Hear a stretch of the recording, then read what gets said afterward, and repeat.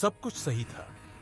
हंसी, गर्मजोशी, भविष्य की हल्की फुल्की बातें। तुम सुरक्षित महसूस कर रहे थे, स्वीकृत। फिर एक पल में हवा बदल जाती, उसकी आंखों में एक कांच की दीवार खड़ी हो जाती, उसकी मुस्कान एक पतली सीधी रेखा बन जाती। तुम पूछते हो क्या हुआ? वह कहती है कुछ नहीं, लेकिन कुछ नहीं इतना भारी, इतना ठंडा कभी महसूस नहीं हुआ। तुमने अभी अभी एक परीक्षण में फेल हो गए हो, एक ऐसा परीक्षण जिसके बारे में तुम्हें पता भी नहीं था कि तुम दे रहे हो। यह क्रूर सच है, महिलाएं तुम्हारा परीक्षण करती है हमेशा। यह कोई सचेत दुर्भावनापूर्ण खेल नहीं है, यह उससे कहीं ज्यादा गहरा है। यह आदिम है, यह उसके अस्तित्व के ताने बाने में बुना हुआ है।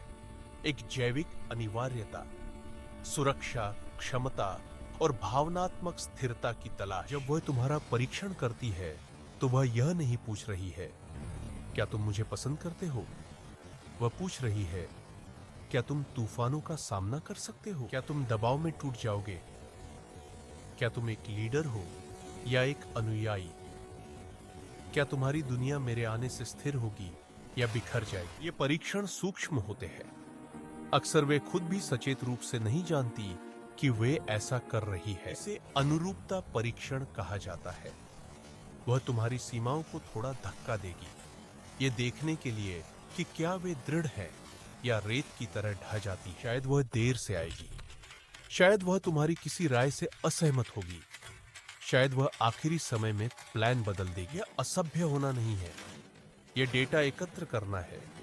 तुम्हारी प्रतिक्रिया उसकी दुनिया में तुम्हारी ताकत का बैरोमीटर है। जब तुम फेल होते हो तो तुम चिढ़ जाते हो, तुम रक्षात्मक हो जाते हो, तुम उससे स्वीकृति मांगते हो, तुम अनजाने में चिल्लाकर कहते हो मैं इस छोटी सी असुविधा को नहीं संभाल सकता, मैं तुम्हारे भावनात्मक केंद्र का लंगर नहीं बन सकता। और उस पल में आकर्षण मर जाता है।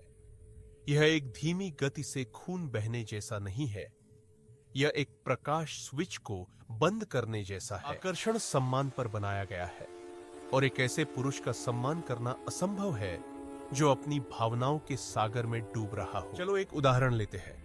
रोहन और प्रिया 6 महीने से साथ है, सब कुछ जादुई लगता है। एक शाम वे डिनर पर जाने वाले हैं। प्रिया कहती है मुझे नहीं पता कि क्या पहनूं, कुछ भी अच्छा नहीं लग रहा। यह एक साधारण बयान है, लेकिन यह एक परीक्षण है, यह क्षमता का परीक्षण है। रोहन जो फेल होने वाला है चिंतित हो जाता है। क्या मतलब? तुम हमेशा सुंदर लगती हो, बस कुछ भी पहन लो।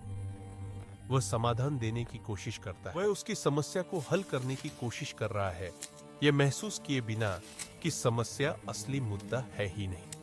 मुद्दा उसकी भावनाएं हैं। प्रिया थोड़ी और निराश हो जाती है, लेकिन मुझे कुछ खास महसूस नहीं हो रहा। वह चुनौती बढ़ाती है। रोहन अब निराश हो जाता है। हम देर कर रहे हैं, यह सिर्फ एक ड्रेस है। उसकी आवाज में झुंझलाहट है, वह भावनात्मक दबाव में टूट रहा है।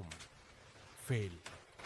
आकर्षण का स्विच बंद हो जाता है। उसने यह नहीं देखा कि वह असुरक्षित महसूस कर रही थी और उसे नेतृत्व की आवश्यकता थी। उसे एक चट्टान की जरूरत थी, एक लड़के की नहीं जो झुंझला जाए। सोचो कि जो पुरुष पास होता वह क्या करता। वह शांत रहता, वह उसकी भावनात्मक लहरों से प्रभावित नहीं होता। वह उसके पास जाता, उसे गले लगाता और कहता तुम किसी भी चीज में अद्भुत लगोगी, लेकिन मैं उस हरी वाली ड्रेस का प्रशंसक हूं।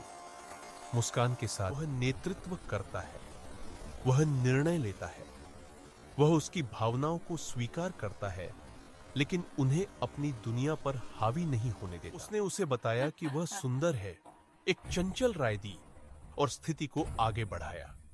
उसने परीक्षण पास कर लिया। तो तुम क्या करते हो?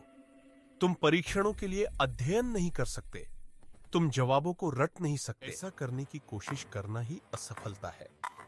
यह दिखाता है कि तुम बाहरी सत्यापन पर निर्भर हो, तुम उसके अनुमोदन के लिए प्रदर्शन कर रहे हो। सच्चा जवाब परीक्षणों को पार करना है।